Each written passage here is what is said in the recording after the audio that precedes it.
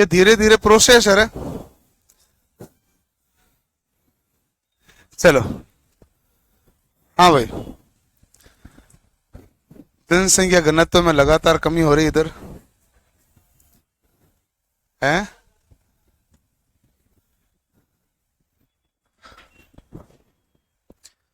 आपका पीटी का एग्जाम ज्यादा खतरनाक हो गए क्या है? नहीं, इतने दिन लगे आने में, इसलिए पूछ रहा हूं। एग्जाम तो कब का ही हो गया। चलो भाई,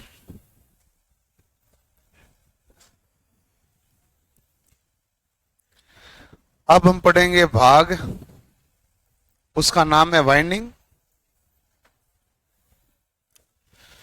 मशीन के खंड को आज हम समाप्त करेंगे, ठीक है।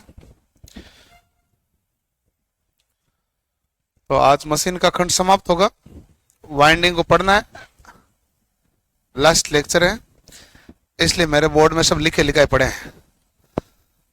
आपको लिखना नहीं है, ध्यान से समझना है, आराम से समझना है आसान टफ कुछ है नहीं। जो कंफ्यूजिंग वर्ड है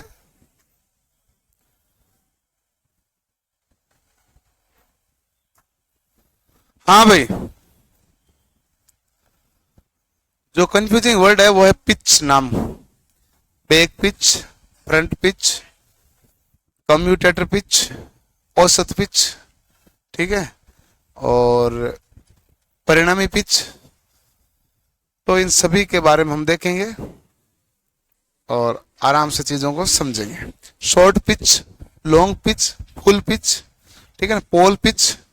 तो ज्यादातर जो पिच ही पिच घूम रहे हैं, तो इसलिए थोड़ा सा आराम से देखना, कंफ्यूजन वाला है नहीं। कल वाली 23 नंबर वीडियो नहीं मिल रही है, ढूंढो थोड़ा घर में इधर उधर और कहीं मिले तो। दिवाली की सफाई में इधर उधर हो गई होगी। चलो, तनाव नहीं लेना है। आपने मशीन देखो लगभग पढ़ ली है, ढंग से पढ़ ली है। यदि आपने खुद ने कितना पढ़ा वो आपके ऊपर डिपेंड करता है, घर पे जाके आपकी बार प्रैक्टिस करना, और बाकी हम आज पूरी कर लेते हैं। सबसे पहले वाइंडिंग के अंदर भाग आते हैं, तो वाइंडिंग में आप कहां लेते हैं पदार्थ को। पदार्थ दो प्रकार के होते हैं, एक चालक, दूसरा कुचालक। वाइंडिंग के लिए हमें चालक तथा कुचालक दोनों पदार्थ की आवश्यकता होती है। जो मैं यहाँ चालक और कुचालक पढ़ा रहा हूं उसको थोड़ा विशेष रूप से ध्यान से देख लेना, क्योंकि चालक और कुचालक चैप्टर में भी यही आते हैं, वहां पर भी लगभग यही तो आते हैं। तो चालक पदार्थ कौन सा होता है? जिस तार के द्वारा वाइंडिंग करते हो तार क्या है? चालक है। उसमें आप क्या चाहते हैं? धारा का प्रवाह आराम से हो, ज्यादा हो, और उसका प्रतिरोध क्या रहे? कम रहे। साथ ही साथ ये भी चाहते उसका गलनांक भी उच्च हो। ऐसा नहीं है कि धारा का प्रवाह तो ज्यादा हो रहा है लेकिन गलनांक में तुरंत गल जाएगा तो वाइंडिंग टूट जाएगी। तो गलनांक क्या चाहिए? उच्च। धारा का प्रवाह क्या चाहिए? ज्यादा। प्रतिरोध क्या चाहिए? कम। तो वो पदार्थ हम कौन सा काम में लेते हैं? चालक के रूप में काम में लेते हैं। तो धारा का प्रवाह होना चाहिए, प्रतिरोध कम होना चाहिए, चालकता क्या रहना चाहिए? उच्च चाहिए, सस्ता और सरलता से उपलब्ध होना चाहिए। और इसके लिए हम जो काम लेते हैं वो क्या है? तांबा। अब आपके परीक्षा में सवाल आता है, बताओ कौन सा काम में लोगे, कॉपर या इनेमल्ड कॉपर? इनेमल्ड कॉपर मतलब लेपित कॉपर है। कॉपर और इनेमल्ड कॉपर वाइंडिंग में सवाल आए तो आंसर क्या होगा? इनेमल्ड कॉपर। क्लियर। चालक पदार्थ के अलावा आप और क्या काम लेते हैं इसमें? कुचालक पदार्थ। कुचालक पदार्थ इसलिए लेते हैं कि दो चालकों के बीच में इंसुलेशन क्रिएट हो, उसके एंड सिरे को जोड़ने के लिए चाहिए, नमी से बचाना है तो भी चाहिए, इसलिए हम क्या लेते हैं? कुचालक पदार्थ। तो कुचालक में इंसुलेशन का उपयोग रहना चाहिए, इंसुलेशन अच्छा होना चाहिए, जिससे शॉर्ट सर्किट से आराम से बच सके। वाइंडिंग के बीच में स्थापित कर दिया जाता है, और वाइंडिंग के अंतिम सिरे पर जोड़ के लिए भी आपको क्या चाहिए? कुचालक। तो इसलिए आप वाइंडिंग में चालक और कुचालक दोनों प्रकार के पदार्थ का प्रयोग करते हैं। क्लियर? ठीक है। अब देखो कि चालक पदार्थ के बारे में देखते हैं। सबसे पहले तांबा के बारे में। तांबा का परमाणु क्रमांक कितना है? 29 होता है। तांबे की चालकता चांदी से कम होती है, बाकी सोना और एल्यूमिनियम से ज्यादा होती। तो वाइंडिंग और वायरिंग में किसको काम में लोगे? तांबा को। चांदी महंगी इसलिए काम में ले नहीं सकते। तो हमारे पास चालकता तांबा की क्या होती है, उच्च। प्रतिरोध ये मान जानते होगे 1.72 इंटू 10⁻⁻8 ओम मीटर होती है। और इसका गणना कितना होता है 1083 डिग्री सेल्सियस। चांदी का होता है 960 और एल्यूमिनियम का होता है 660 और तांबा का कितना होता है 1083। टंगस्टन का होता है 3422। ऐसे ही होता है ना, क्लियर। इसके बाद में हमारे पास आता है एल्यूमिनियम। जब आप कॉपर वाइंडिंग का पंखा लेके आते हैं या मशीन लाते हैं तो उसकी गारंटी और वारंटी आती है। एल्यूमिनियम वाले की गारंटी और वारंटी नहीं देता अगला बंदा। इसके दो कारण है, एक तो प्रतिरोध ज्यादा है तो गर्म क्या होगा, ज्यादा। तो एल्यूमिनियम गर्म क्यों ज्यादा हो रहा है, क्योंकि प्रतिरोध ज्यादा उसका। तो H बराबर I² RT, R ज्यादा तो H क्या आएगा, ज्यादा, गर्म ज्यादा होगा। दूसरा, लगातार लंबे समय तक चलाओगे तो ये तो 660 डिग्री सेल्सियस पर ही गलनांक बिंदु है। जैसे 660 डिग्री तापमान आएगा ये क्या हो जाएगा, जल जाएगा, मतलब ये टूट जाएगी वाइंडिंग। तो इसका गलनांक बिंदु भी कम है। परमाणु क्रमांक कितना होता है, तो आप कहेंगे 13। इसका परमाणु क्रमांक का मान कितना है, 13।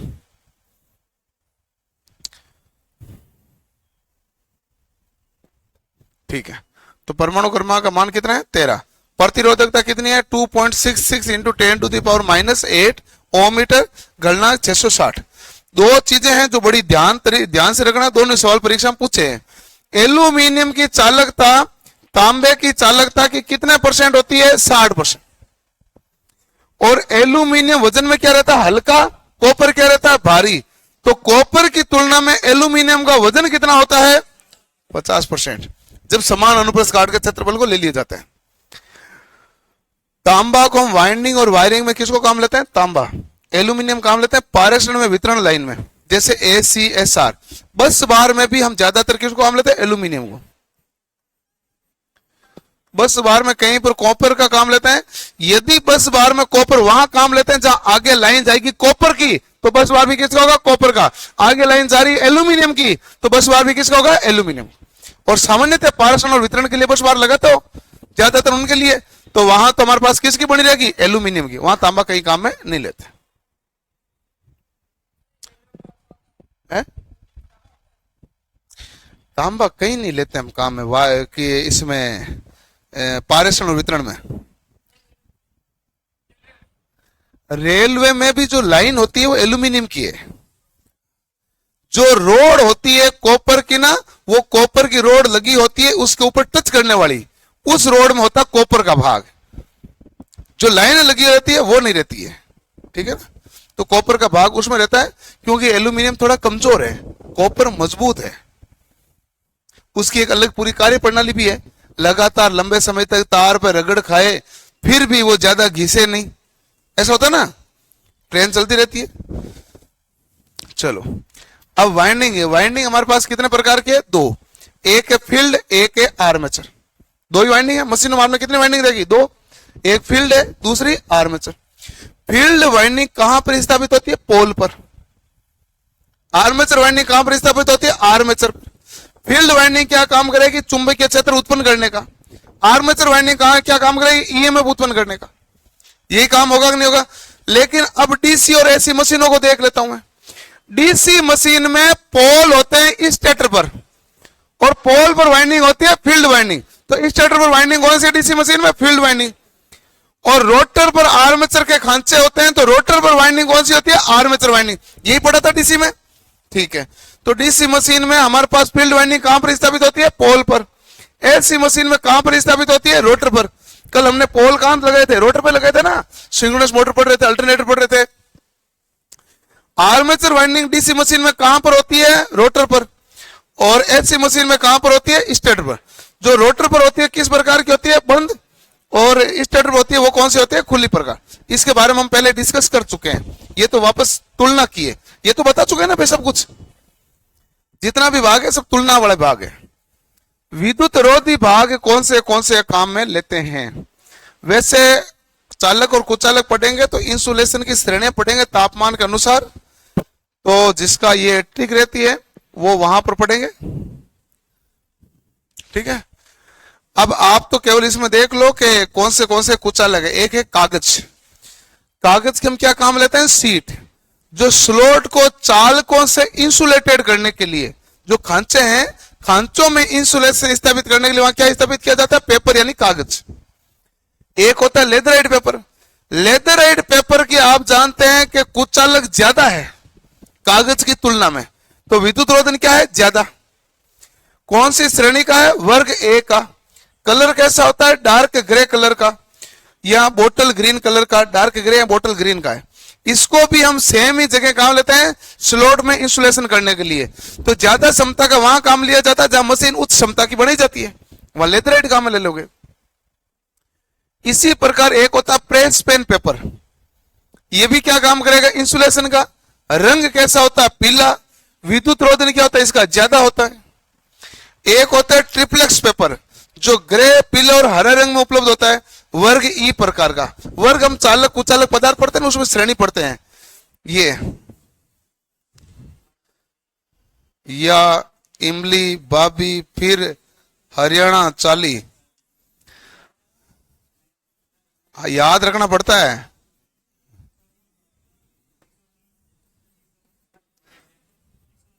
आप उस चैप्टर में जाओगे ना चालक कुचालक वाले में, इसमें आपको बहुत सारे सवाल इसके मिलेंगे, केवल इसके सवाल बहुत सारे मिलेंगे। केवल इतने से चीज के सवाल मिलेंगे 15-20 के आसपास, केवल इतना से याद रखना है।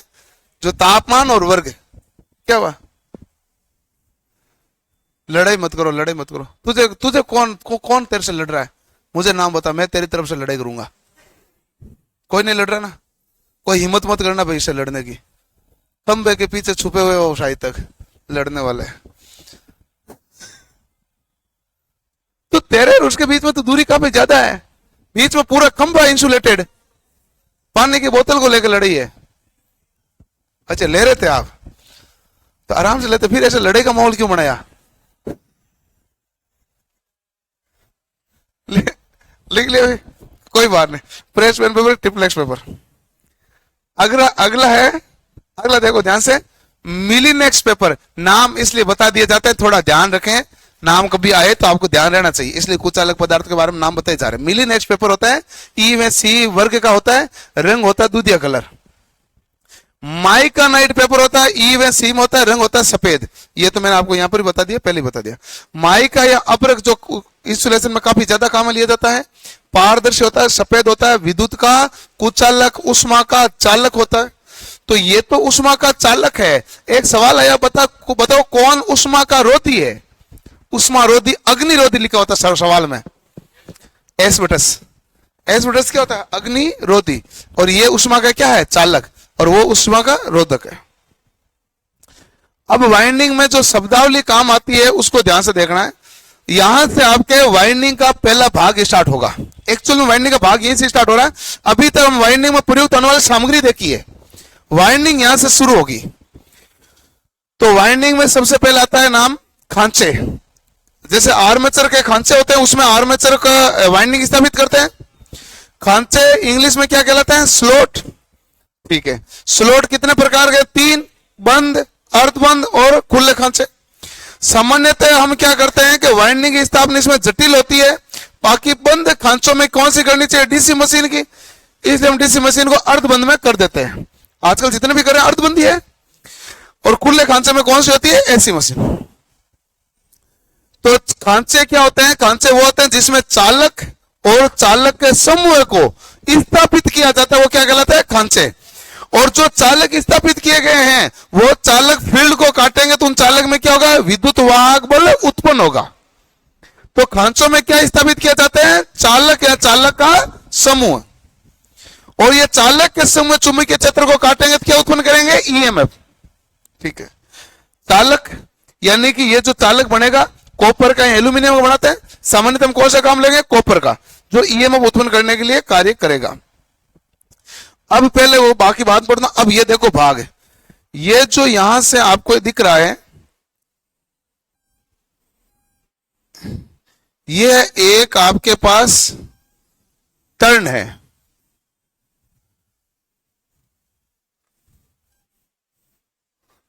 तो चालक के द्वारा मिलकर बना ये। अब देखो ये जो दो डॉटेड लाइनें हैं, ये डॉटेड लाइनों के बीच वाला भाग है वो कहलाता है एक्टिव भाग। क्या कहलाता है? हिंदी में क्या कहते हैं? सक्रिय। सक्रिय इसलिए कहते हैं कि यही भाग है जो ईएमएफ उत्पन्न करेगा, इसलिए क्या कहलाएगा? सक्रिय।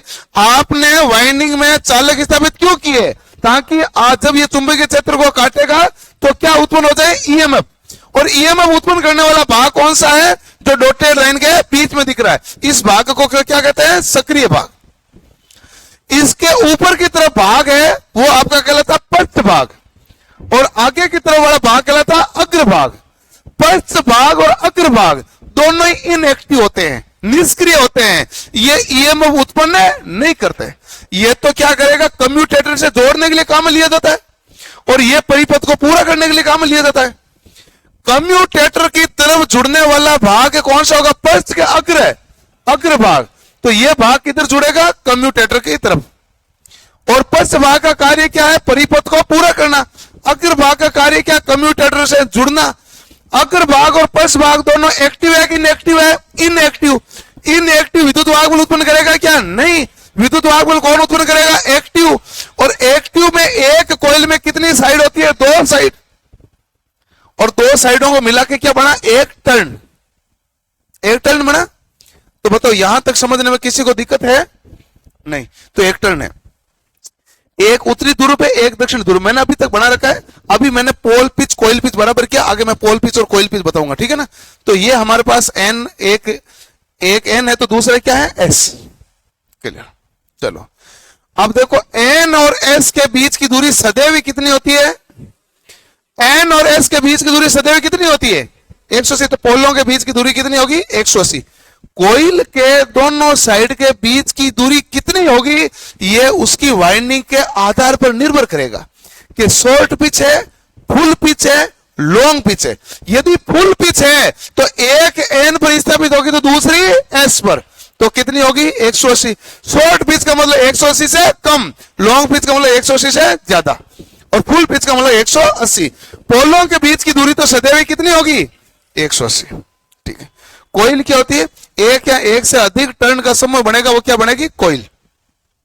जैसे ये हमारे पास एक कोइल है सिंगल का, ये मल्टी टर्न कोइल है। ये कोइल है लेकिन इसमें टर्न क्या? एक से अधिक है, तो ये मल्टी टर्न कोइल है। यहां तक समझने में किसी को दिक्कत है क्या? नहीं। तो बताओ टर्न किसे कहते हैं? एक चालक, 2 चालक, 2 चालकों का श्रेणी क्रम संयोजन है कि नहीं है?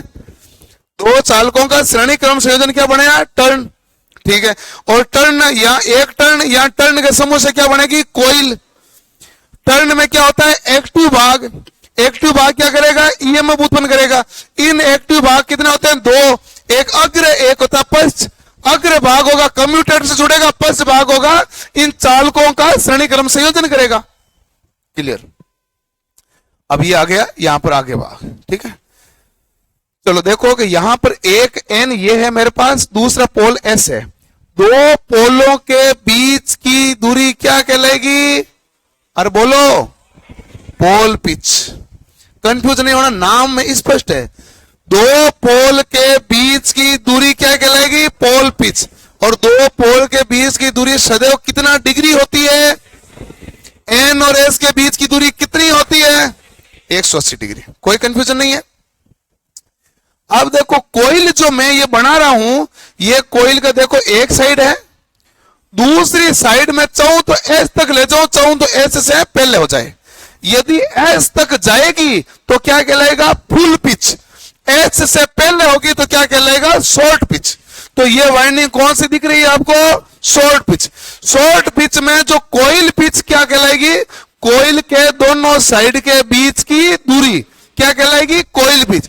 पोल के दोनों साइड के बीच की दूरी क्या कहलाएगी? Pole pitch. कोइल पिच का अन्य नाम क्या है? कोइल स्पेन।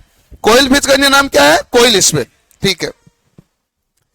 अब देखो ये मैंने बता दिया था, पश्च भाग ये एक्टिव भाग जो ईएमएफ उत्पन्न करेगा, ये लीड संयोजक अग्र भाग जो कम्यूटेटर की तरफ जुड़ेगा, ये सब मैंने बता दिया ना आपको, ठीक है। और ये दोनों ही भाग क्या कहलाता है? इनएक्टिव। तो कोइल पिच क्या? 2 पोलों के बीच की दूरी। कोइल पिच कोइल के 2 साइड के बीच की दूरी होती है। और पोल पिच क्या होता है? पोल के 2 साइड के बीच की दूरी। ठीक है। यहां तक किसी को कोई कंफ्यूजन है तो बता दो। यही है हमारे पास पिच, यहीं से स्टार्ट होगा। शॉर्ट पिच फिर से क्या बताओ, शॉर्ट पिच तो भाई मैंने पूरा ही नहीं बताया, मैं तो एक बता रहा हूं कि साथ के साथ आगे शॉर्ट पिच कैसे बनेगा, लॉन्ग पिच कैसे बनेगा। तो दो पोलों के बीच की दूरी क्या कहलाएगी, पोल पिच। दो कोयल के बीच की दूरी क्या कहलाएगी, कोयल पिच। कोयल पिच का अन्य नाम क्या है, कोयल स्पेन। यदि मान लो एक साइड एन पर है, दूसरी साइड एस पर है, तो क्या कहलाएगा, फुल पिच। और दूसरी साइड एस से पहले है तो क्या कहलाएगा, शॉर्ट। और एस से बाद में तो लॉन्ग। तो यदि फुल पिच में एंगल मतलब फुल पिच में कोण कितना डिग्री, 180, शॉर्ट में 180 से कम और लॉन्ग में 180 से ज्यादा। क्लियर, ठीक। क्या उबाशी आ रही है, पोल पिच आओ। पोल पिच देखो, एक एन है दूसरी एस है। मैंने कोयल के कोयल के दो साइड के बीच की दूरी कोयल पिच कहलाई। एन और एस के बीच की दूरी क्या कहलाएगी, पोल पिच। तो पोलों के जो पोलों में भी कहां से भाग लेना, पोलों के मध्य भाग से। जैसे आप हेक्सा में कहते हैं ना, हेक्सा के ब्लेड की लंबाई कितनी होती है, तो आप कहते हैं हेक्सा के छिद्र के केंद्र बिंदुओं के बीच की दूरी। तो यहां पर भी ध्रुवों के बीच मतलब ध्रुवों के बीच की दूरी है, ध्रुवों के केंद्र के बीच की दूरी है। ध्रुवों में भी क्या हुआ, सेंटर पॉइंट लिया, फिर उनके बीच की दूरी का भाग है। Clear, okay. अब हमारे पास आ गया, ये तो दो पोलों के बीच की दूरी पोल पिच। पोल पिच किसे कहते हैं, आप ऐसे भी याद कर सकते हो कि आर्मेचर में टोटल खांचे कितने हैं बटा पोल कितना है। यदि मान लो आपको पता चले कि खांचे हैं आपके पास 36, पोल हैं 4, तो 36 में 4 का भाग दो कितना है, 9। तो आप कहेंगे पोल पिच का मान कितना आ जाएगा, 9। 180 से गुणा करोगे तो एंगल निकलता जाएगा, ऐसे ही होता है। तो आर्मेचर स्लॉट की संख्या बटा कुल पोल। अब कोयल स्पेन के बारे में बता दिया। कोयल के दो साइड के बीच की दूरी क्या कहलाती है, कोयल पिच। एक शॉर्ट पिच है, दूसरी फुल पिच है। फुल पिच वाइंडिंग किसमें की जाती है, डीसी मशीन में, जो अधिक विद्युत वाहक बल प्रदान करने के लिए की जाती है। कोण कितना डिग्री रहेगा, 180, ठीक है। शॉर्ट पिच वाइंडिंग हम क्यों करते हैं, तो आप देखेंगे हमने क्राउलिंग दोष को दूर करने के लिए कौन सी वाइंडिंग की जाती है, या तो डिस्ट्रीब्यूटेड और या फिर शॉर्ट पिच, लिखा ना। तो क्राउलिंग दोष आया किस कारण था, हार्मोनिक्स प्रभाव के कारण। गति कितनी हो जाती है उसमें, 1/7, पढ़ा ना, ठीक है। तो शॉर्ट पिच क्या होता है, तो एसी मशीन में हार्मोनिक्स प्रभाव को कम करने के लिए कौन सी वाइंडिंग करते हैं, शॉर्ट पिच। इसमें पोल पिच बड़ा होता है और कोयल पिच क्या होता है, छोटा। कोयल पिच छोटा है तो इसलिए इसको क्या कहा, शॉर्ट पिच। कोण कितना डिग्री बनेगा, 180 से कम। यदि फुल पिच है तो एक तरफ ई दूसरे तरफ ई, टोटल विद्युत वाहक बल कितना बनेगा, 2E।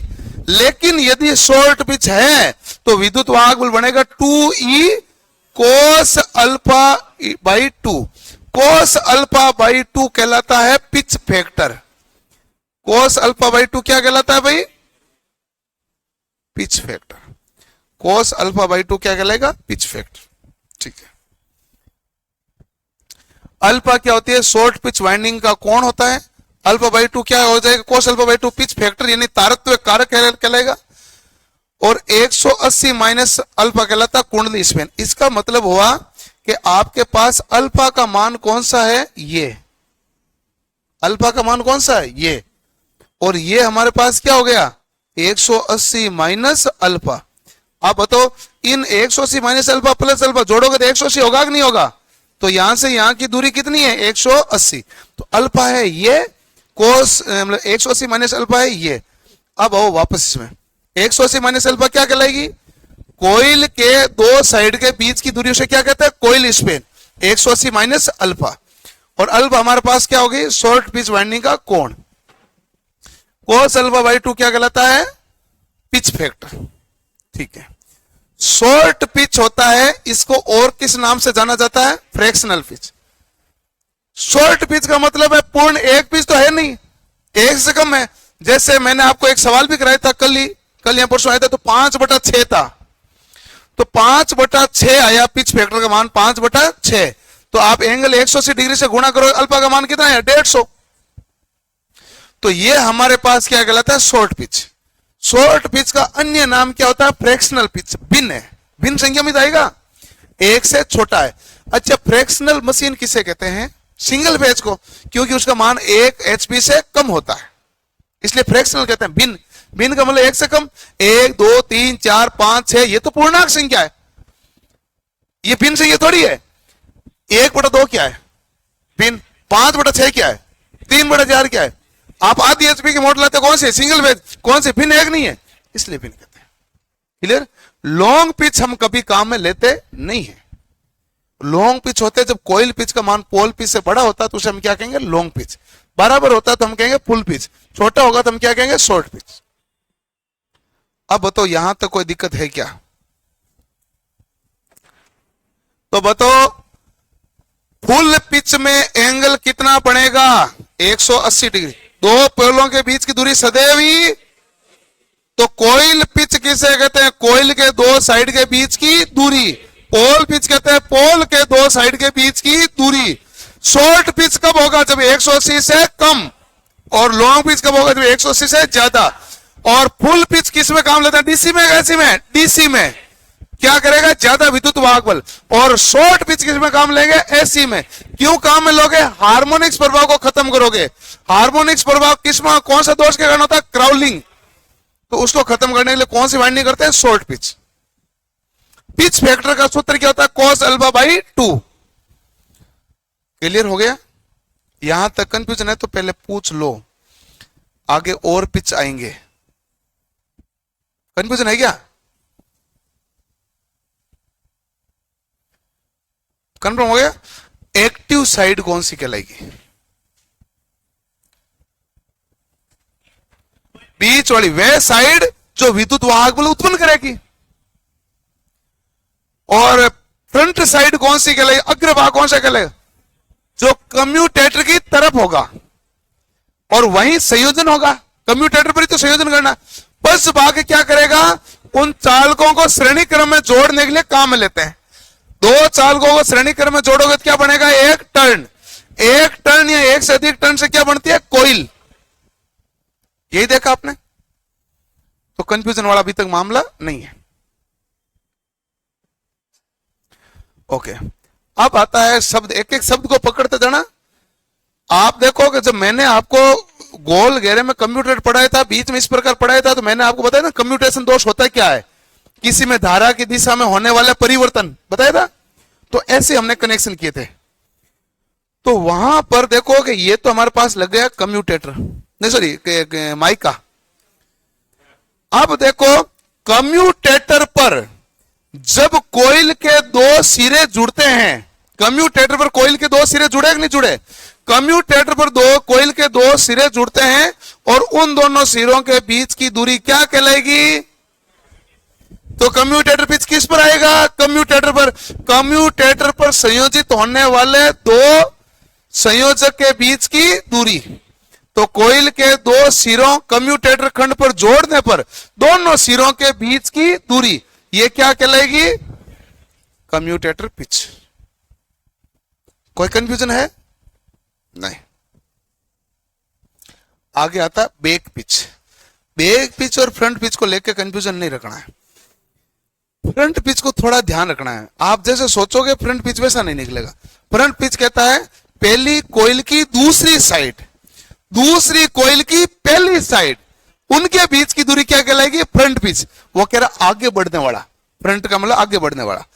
पहली कोइल की दूसरी साइड, दूसरी कोइल की पहली साइड, उनके बीच की दूरी क्या कहलाएगी? Front pitch. बताओ ये जो मेरे पास पहली कोइल, इसकी दूसरी साइड ये है कि नहीं है? और दूसरी ये है, इसकी पहली साइड ये है कि नहीं है? तो पहली कोइल की कौन सी साइड ली? दूसरी। और दूसरी कोइल की पहली साइड, बीच की दूरी क्या कहलाएगी? तो पहली कुंडली की अंतिम साइड और अगली कुंडली की प्रारंभिक साइड के बीच की दूरी। बैक पिच बड़ा आसान है। किसी भी कुंडली के दोनों साइड के बीच की दूरी जो कहलाती है कोइल पिच, वही है बैक पिच। किसी कुंडली के दोनों साइड के बीच की दूरी क्या कहलाती है? कोइल पिच, और वही है बैक पिच। कोइल के दो साइड के बीच की दूरी, देखो पहली कुंडली ली तो इसका पहली का ही प्रारंभिक, पहली का ही अंतिम। दूसरी लेते तो दूसरी का प्रारंभिक और दूसरी का ही अंतिम। किसी कुंडली के दोनों साइड के बीच की दूरी क्या कहलाएगी? Back pitch. और पहली कुंडली के दूसरी साइड दूसरी कुंडली की पहली साइड के बीच की दूरी क्या कहलाएगी? Front pitch. फ्रंट पिच को किससे डिनोट करोगे? वाई एफ से। बैक पिच को किससे करोगे? वाई बी से। अब बताओ कोई कंफ्यूजन है? आपको तो होने का सवाल ही नहीं उठता। 3-4 दिन रेस्ट करके आए हो, आज तो आपको ताजा ताजा समझ में आ रहा होगा।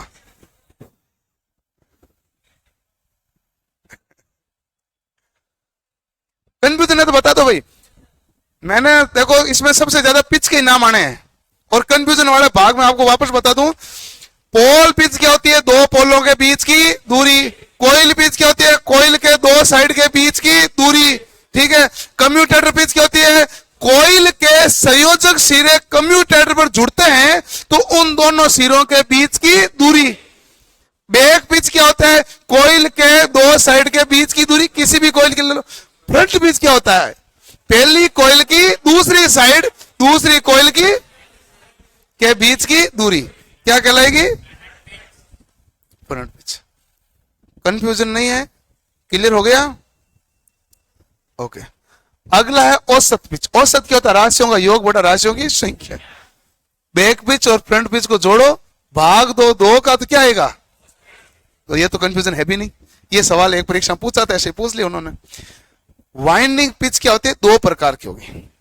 वाइंडिंग भी 2 प्रकार होगी, एक लेप वाइंडिंग, दूसरी वेव वाइंडिंग। थोड़ी देर बाद में मैं लेप और वेव आगे बढ़ाऊंगा, तब आपको दिखेगा कि लेप वाइंडिंग में क्या होता है? बैक पिच फ्रंट पिच से बड़ा होता है, और इसमें बैक पिच फ्रंट पिच से क्या होगा? छोटा। जब दोनों वाइंडिंगों के मतलब दोनों पिच का अंतर होगा वो होगा लेप वाइंडिंग में, और दोनों का जो योग होगा वो किस में होगा? वेव में। दोनों का अंतर किस में होगा? लेप में। दोनों का अंतर किस में होगा? वेव में। लेप और वेव को आगे हम वापस पढ़ेंगे, क्योंकि हम पढ़ेंगे सिंप्लेक्स, डुप्लेक्स, ट्रिप्लेक्स, तब हम इसको वापस बनाकर पढ़ेंगे वाइंडिंग को। ठीक है ना? अभी केवल इतना ही ध्यान रखना कि बैक पिच का मान है फ्रंट पिच से ज्यादा है किसमें? लेप वाइंडिंग। क्लियर?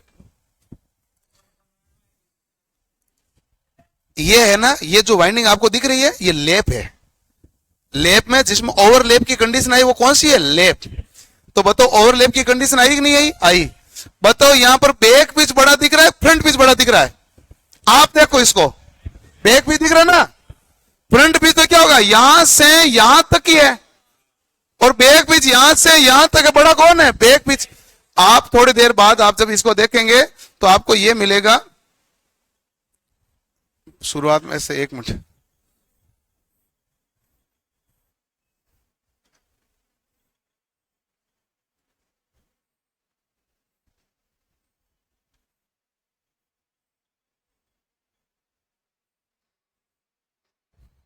ये कंप्यूटर पे जुड़ते हैं। तो ये जो श्रेणी क्रम वाली वाइंडिंग होती है क्या कहलाती है? वेव। और ये वाइंडिंग कौन से क्रम वाली कहलाते हैं? समांतर। ये क्या कहलाते हैं? लेप। जो आपके बनाई हुई है वो कौन सी है? लेप। अब देखो ये कौन सी वाइंडिंग मैंने बनाई? वेव। बताओ पहली कोइल की अंतिम साइड, दूसरी कोइल की पहली साइड, ऐसे बनानी पड़ती है। तो आगे हम इस कुंडली को वापस बनाएंगे। तो अभी जो बन रही है वो कौन सी है? लेप वाइंडिंग। बैक पिच बड़ा है, फ्रंट पिच बड़ा है? Back pitch. तो इसमें निश्चित होता है कि आपके बैक पिच का मान फ्रंट पिच से ज्यादा होता है। तो इन दोनों का अंतर क्या कहलाएगा? लेप वाइंडिंग। और दोनों का योग क्या कहलाएगा? Wave winding. ओके। विद्युत डिग्री को मैंने पहले बता दिया था। विद्युत डिग्री क्या होती है? पोल बटा 2 गुणा यांत्रिक डिग्री। यांत्रिक डिग्री का मान होता है 360, तो लिख दिया 360। 2 का भाग दिया तो कितना हो गया? 180। तो पोल गुणा 180 भी लिख सकते हो। P बटा 2 को आप क्या कहते हो? पोल युग्म इंटू 360 ये भी कह सकते हैं। ये तो सूत्र है, सिंपल। क्लियर? तो P बटा 2 इंटू यांत्रिक डिग्री क्या होता है? विद्युत डिग्री। स्लोट कोण क्या होगा? P गुणा 180 बटा स्लोट की संख्या। क्या भाई? ए पोल है